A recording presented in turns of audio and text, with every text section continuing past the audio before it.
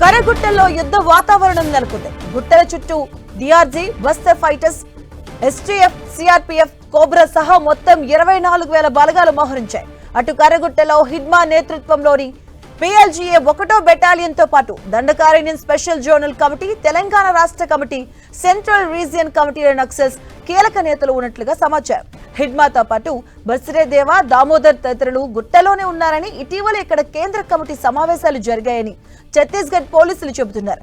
288 చదరపు కిలోమీటర్ల విస్తీర్ణంలో ఉన్న ఈ గుట్టల్లో మొత్తం 500 మంది వరకు మావోయిస్టులు తలదాచుకున్నట్లుగా తమకు సమాచారం ఉందని వివరించారు.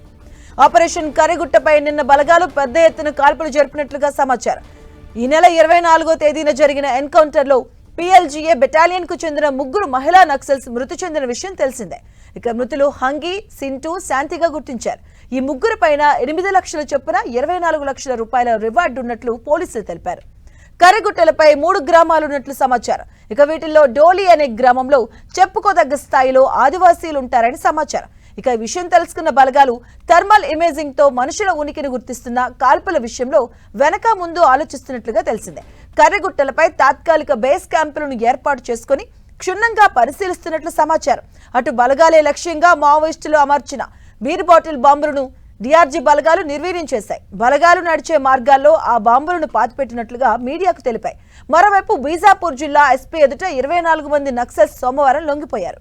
ఇక ఇదిలా ఉండగా శాంతి చర్చల కోసం మావోయిస్టులు మరోమారు లేఖ విడుదల చేశారు. గడిచిన వారం రోజుల్లో ఇది 2వ లేఖ కావడం గమనార్హం.